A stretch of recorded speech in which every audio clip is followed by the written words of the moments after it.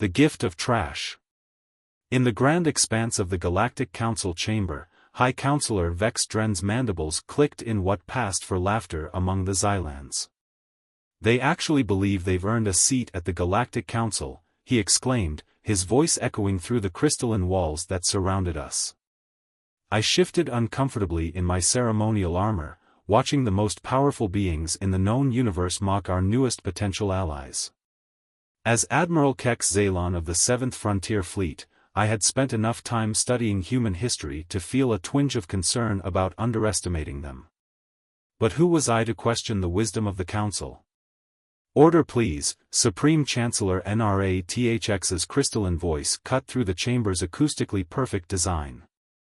Her bioluminescent markings pulsed with barely contained amusement. "We must maintain decorum while discussing our response to Earth's petition for full membership." The council chamber hung suspended in the void of space, its transparent walls offering a view of the swirling purple nebula beyond.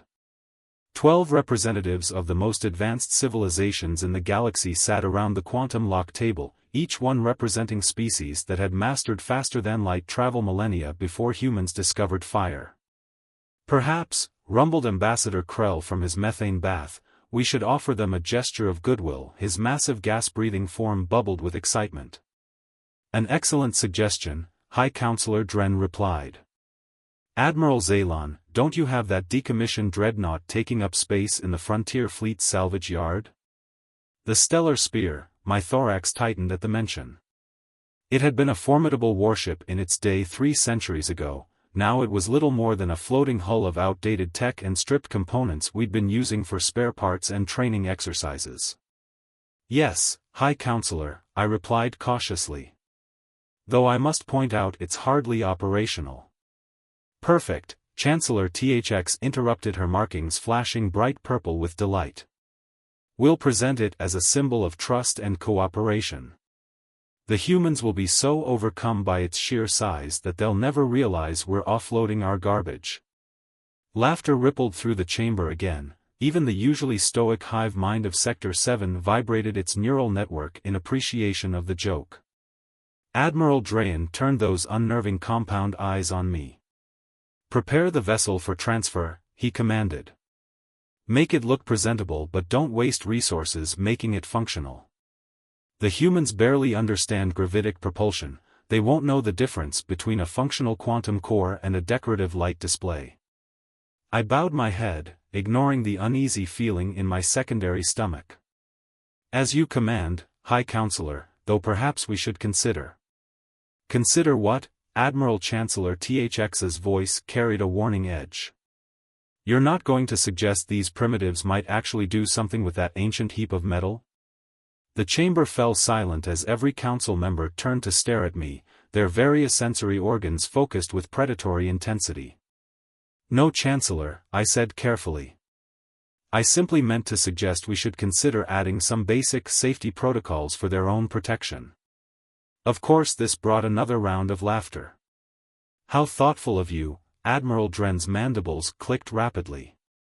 "By all means make sure our primitive friends don't accidentally space themselves while playing with their new toy.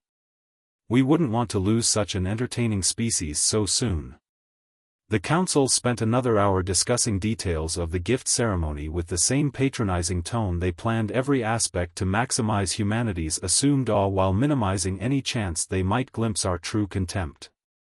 As I left the chamber, Ambassador Krell bubbled after me. "You seem troubled, Admiral, surely you don't share concerns of some of our more paranoid analysts?" I turned to face him, my armor reflected in his containment sphere. "What concerns would those be, Ambassador?" "Oh, you know," he replied dismissively, "those ridiculous reports about human adaptability, their supposedly unique ability to repurpose technology. Pure speculation from xenologists who spend too much time studying primitive cultures," he bubbled with laughter again. "After all, what could they possibly do with a stripped-down warship that was obsolete before their species invented steam engines?"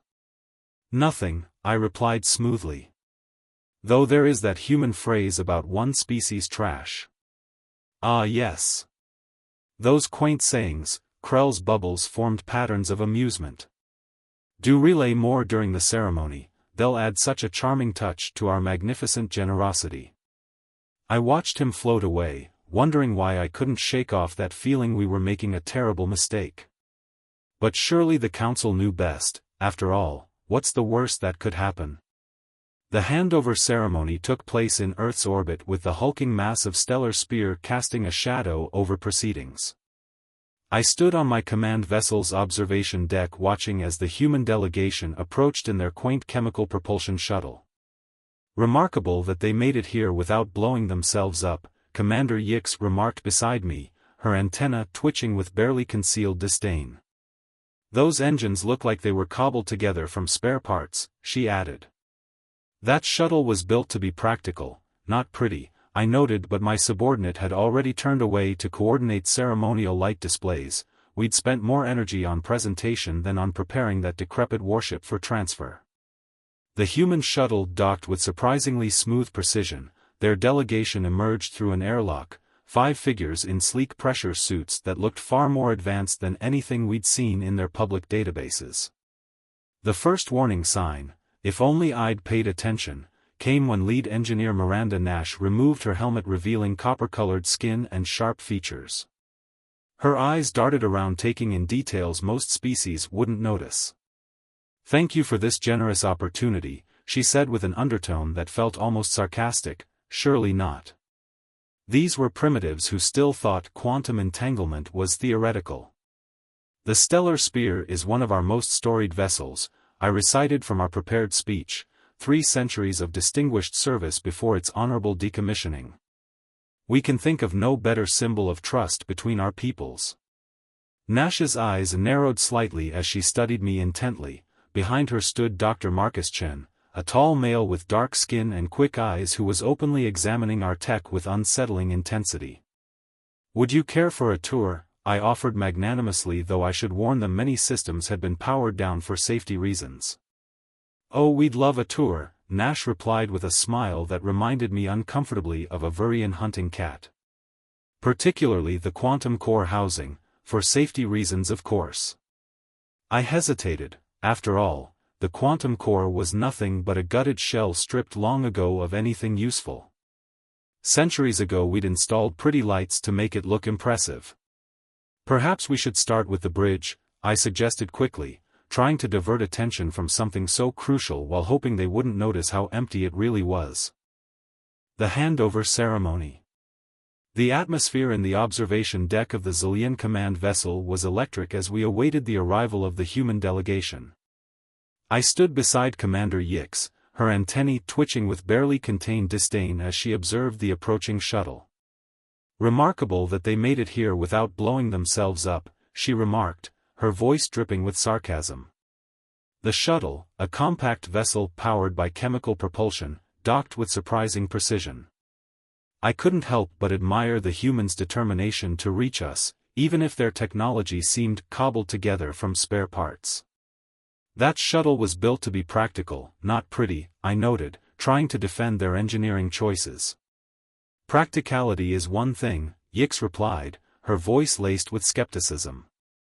"But it's hard to believe they could even manage a proper docking procedure."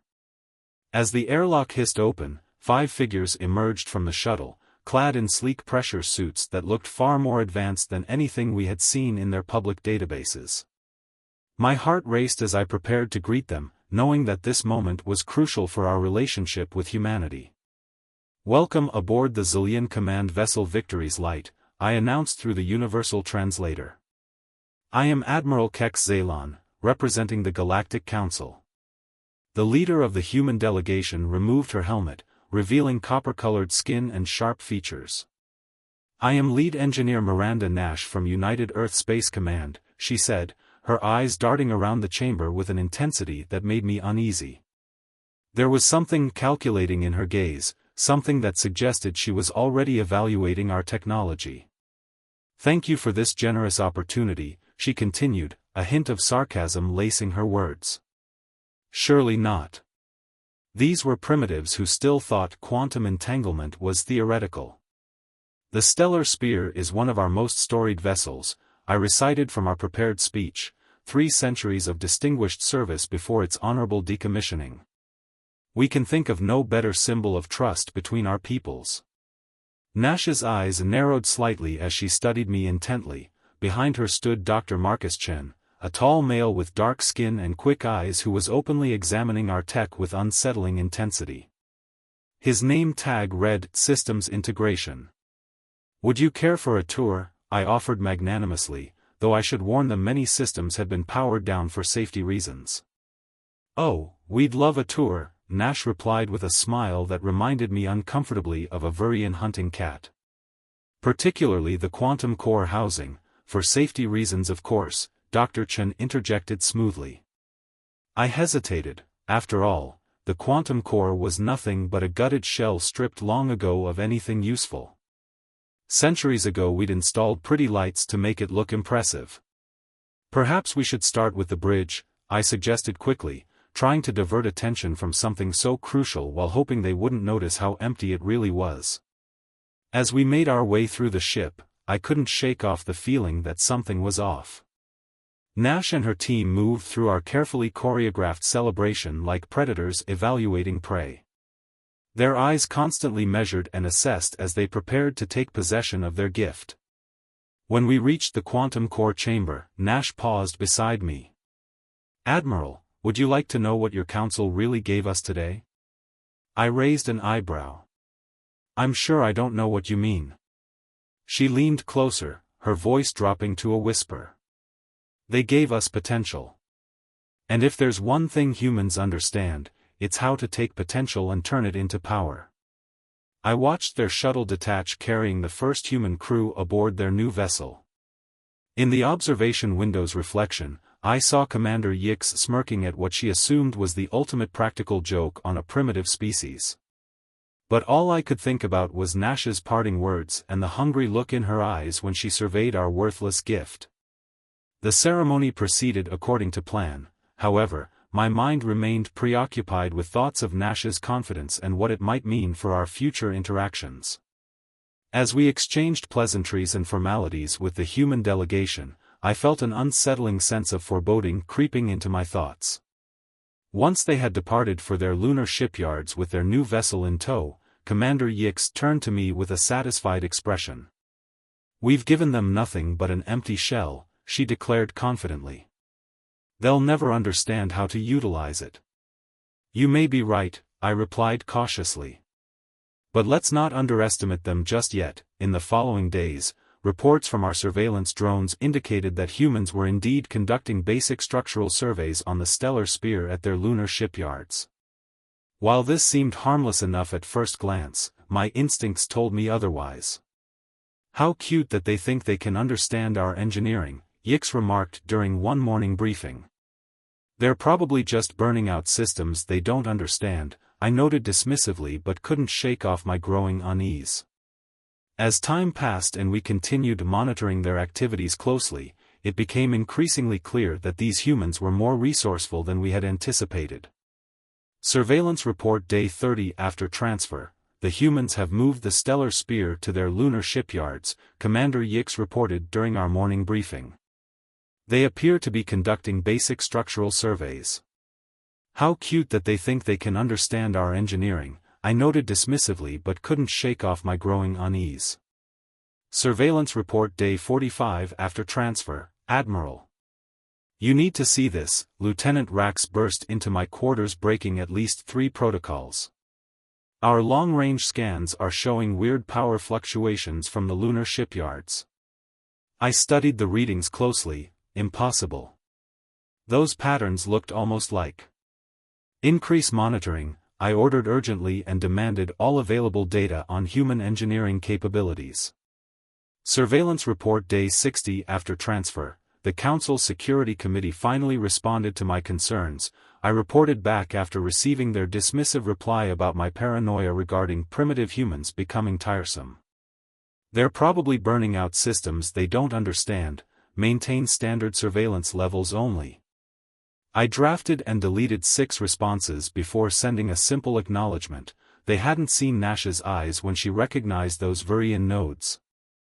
As days turned into weeks and weeks into months following the handover ceremony, my concerns deepened further still, especially as surveillance reports continued flooding in detailing strange occurrences surrounding humanity's activities on their new vessel. The stellar spear vanished from our sensors for 3 hours today. When it reappeared, it was orbiting Mars. No human ship had ever shown that kind of speed before. When questioned about this anomaly during an emergency council meeting convened specifically for discussing these developments, the council merely shrugged off my concerns, claiming it must have been towed by another vessel our sensors missed entirely. But I knew better. I felt it deep within me, a gnawing sensation telling me something significant was unfolding beyond what anyone else realized. Building potential. The atmosphere in the lunar shipyards was charged with excitement and determination as lead engineer Miranda Nash and her team worked tirelessly on the stellar spear.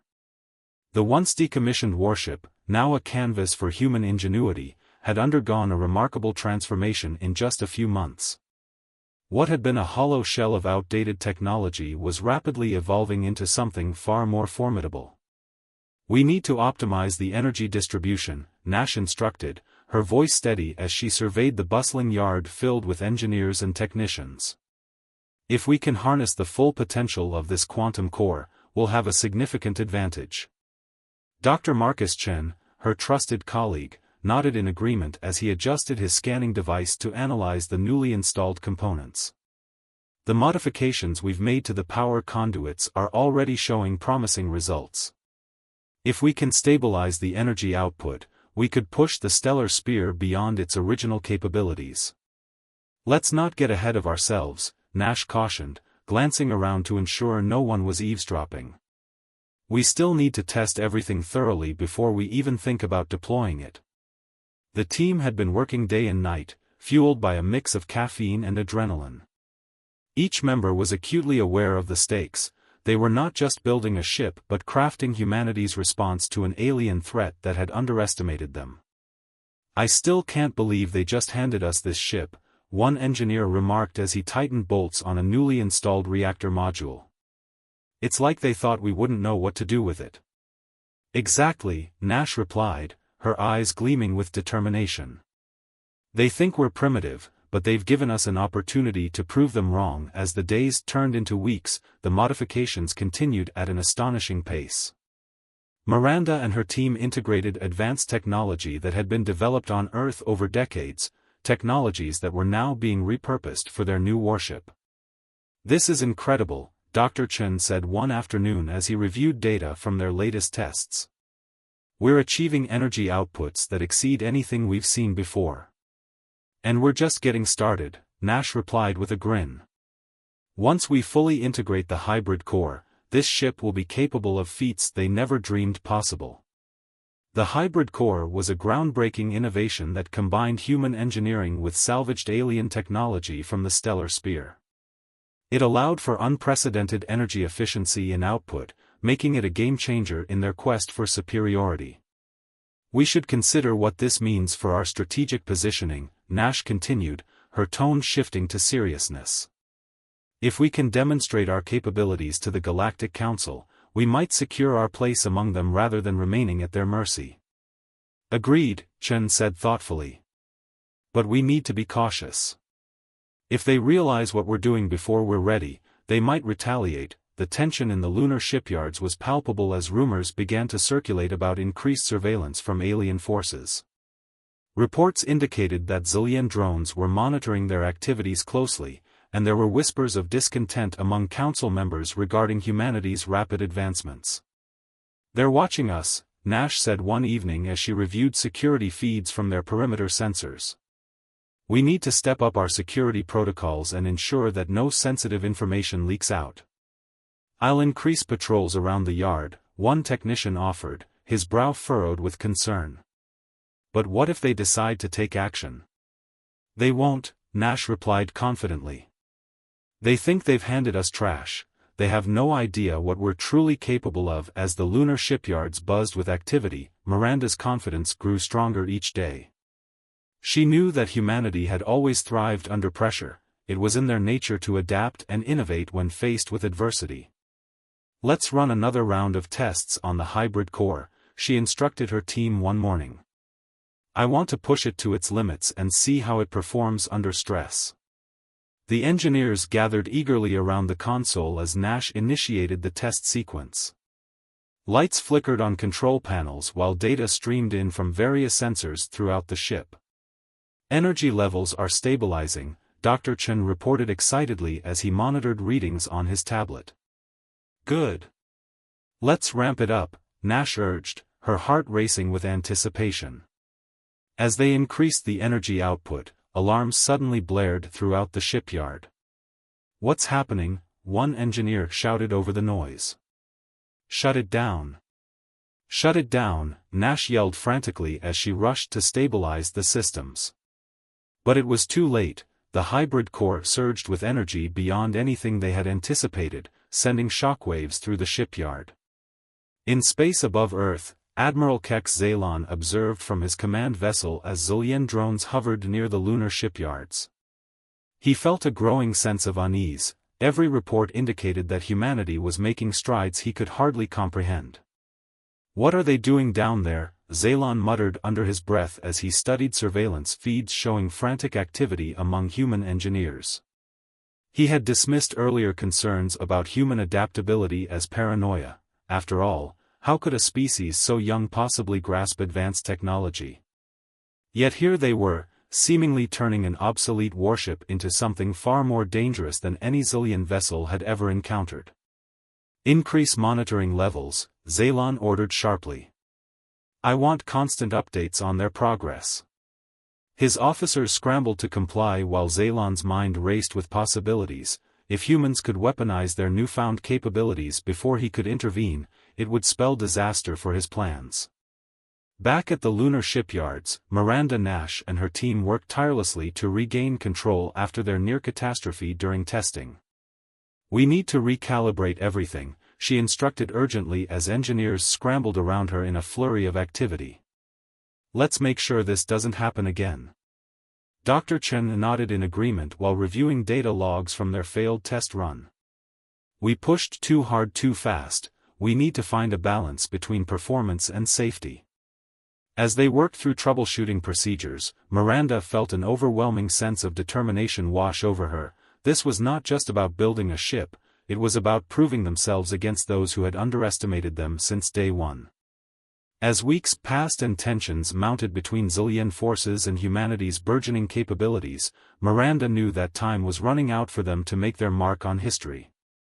We're getting close, she said one evening during a team meeting where everyone shared ideas for final modifications before unveiling their creation.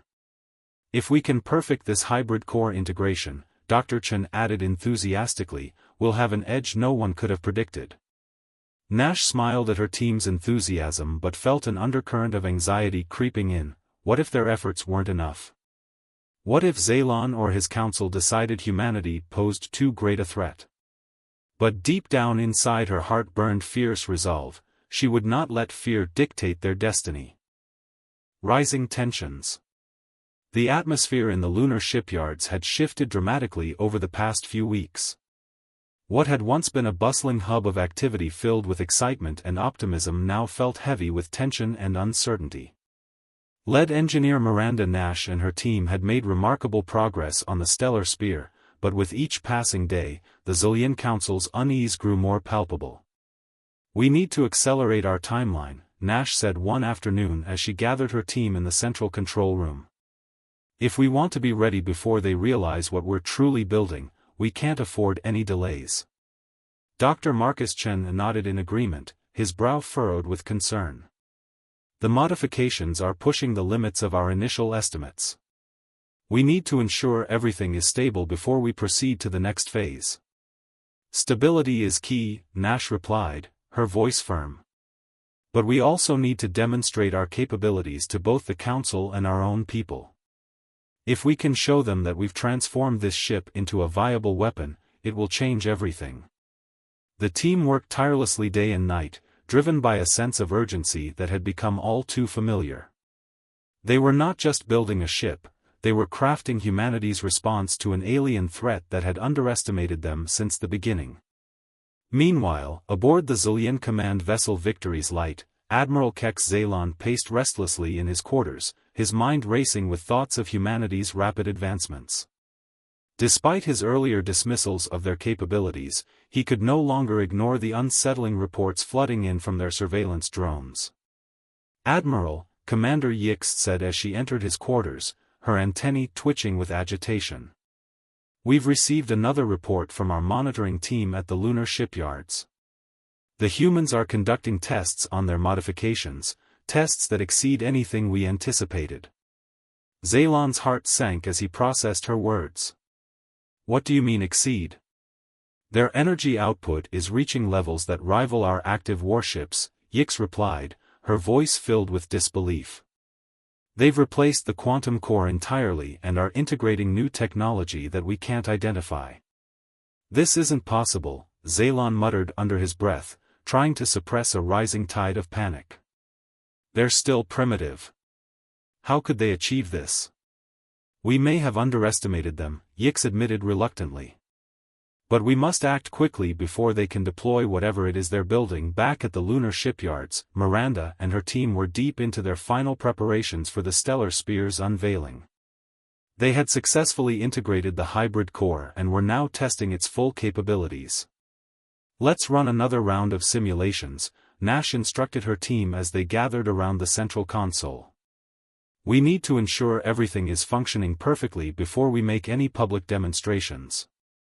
As they initiated the tests, energy readings surged on the display screens, illuminating the room in a vibrant glow. "Energy levels are stabilizing," Dr. Chen reported excitedly as he monitored the data. "Good. Let's push it further," Nash urged, her heart racing with anticipation. The readings climbed higher and higher until alarms suddenly blared throughout the shipyard. "What's happening?" one engineer shouted over the noise. "Shut it down. Shut it down," Nash yelled frantically as she rushed to stabilize the systems.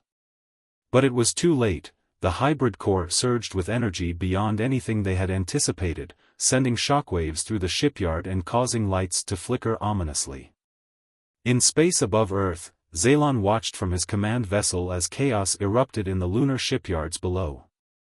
Surveillance feeds showed frantic activity among human engineers as they scrambled to regain control of their systems.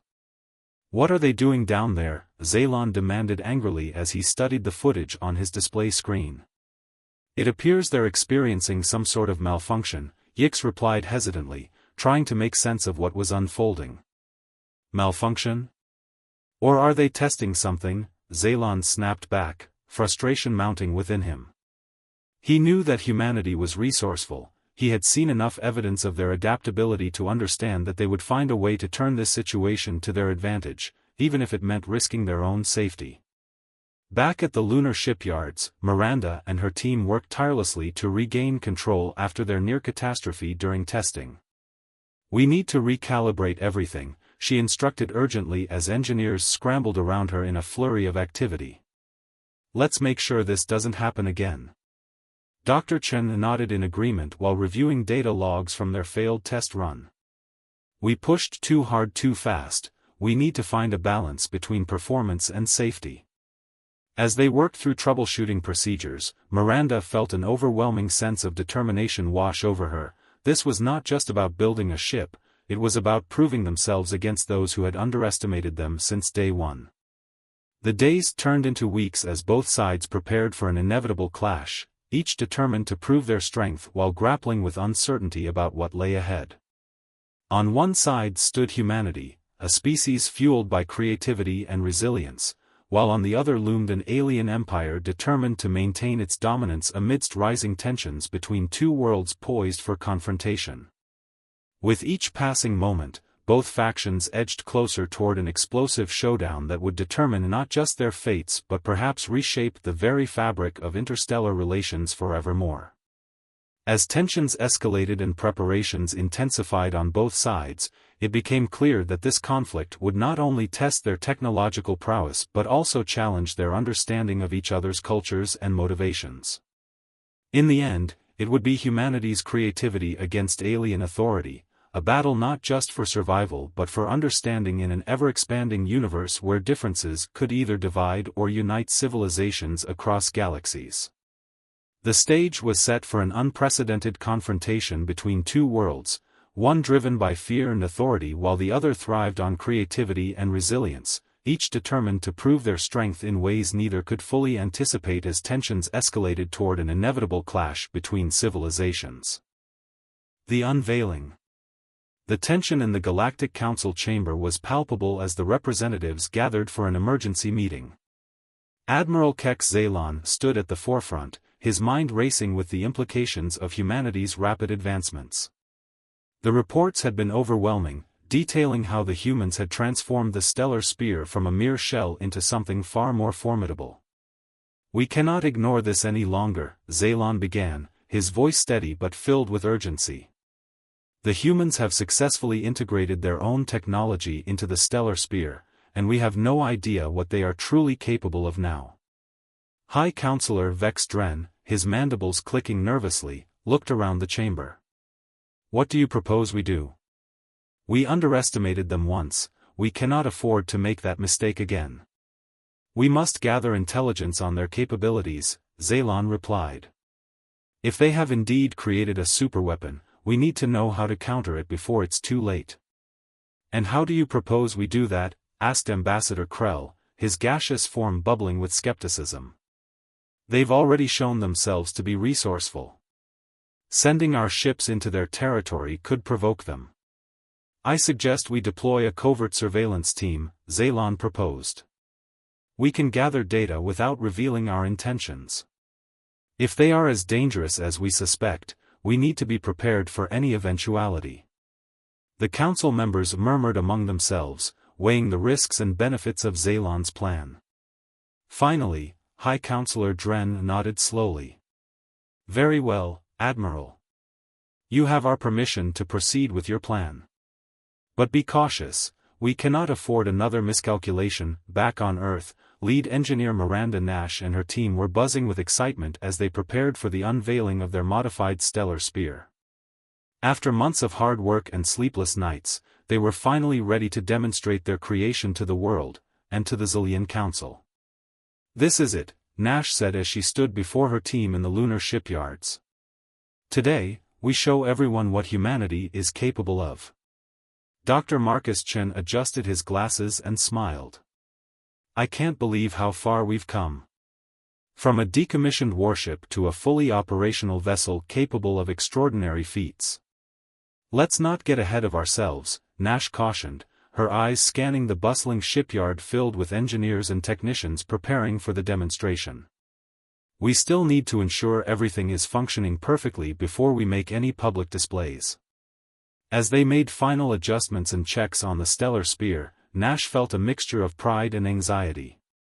They had pushed the boundaries of what was possible, integrating advanced technologies that had never been seen before. "Remember," Nash said as she gathered her team for one last briefing before the demonstration, "this isn't just about showing off our capabilities. It's about proving that humanity deserves a place among the stars." The time for the unveiling had arrived, and representatives from various nations gathered at the lunar shipyards to witness the historic event. Media personnel set up cameras and equipment, ready to broadcast the momentous occasion to billions back on Earth. As Nash stood on the platform overlooking the stellar spear, she felt a surge of adrenaline course through her veins. This was their moment, the culmination of countless hours of hard work and determination. "Ladies and gentlemen," she began, her voice amplified through speakers set up around the yard.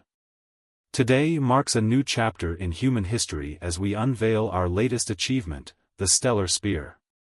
The crowd erupted in applause as Nash gestured toward the massive warship behind her.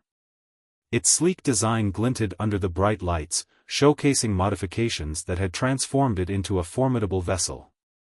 "What you see before you is not just a ship, it is a testament to human ingenuity," Nash continued passionately. "We have taken an obsolete warship and transformed it into a cutting-edge vessel capable of advanced operations in space." As she spoke, Dr. Chen activated a series of holographic displays that showcased the ship's capabilities, detailed schematics highlighting new technologies and systems that had been integrated into its design. With our hybrid core technology, Chen explained, the stellar spear can achieve energy outputs previously thought impossible for a vessel of its size. The audience watched in awe as simulations demonstrated various maneuvers and capabilities, showcasing speed and agility that rivaled even some of the most advanced alien ships. Meanwhile, aboard the Zillion command vessel Victory's Light, Admiral Zalon watched intently from his observation deck as live feeds from Earth streamed into his control room. He could feel his heart racing as he witnessed humanity's display of power. "They're actually doing it," Zalon muttered under his breath, disbelief washing over him. "They've turned an obsolete warship into something formidable." Commander Yix stood beside him, her expression tense as she analyzed data streaming in from their surveillance drones monitoring the event. "We need to prepare for potential repercussions," she warned. "If they have indeed created a superweapon, we cannot allow them to deploy it unchecked." Zalon nodded grimly as he processed Yix's words. This was no longer just about underestimating humanity, it was about recognizing their potential threat. Back at the lunar shipyards, Miranda Nash concluded her presentation with fervor. "We are proud to present not just a vessel but a symbol of what humanity can achieve when faced with adversity. Together, we will explore new frontiers and forge alliances among the stars." The crowd erupted into applause once more as Nash stepped back from the podium, feeling exhilarated by their reception. But amidst all this celebration lingered an unsettling thought: had they truly proven themselves worthy? Or had they merely painted a target on their backs? As night fell over Earth and cheers echoed across lunar landscapes filled with hope for future exploration, the reality loomed larger than ever. They had awakened something in their alien counterparts, a realization that humanity was no longer just an insignificant species but one capable of rising against all odds.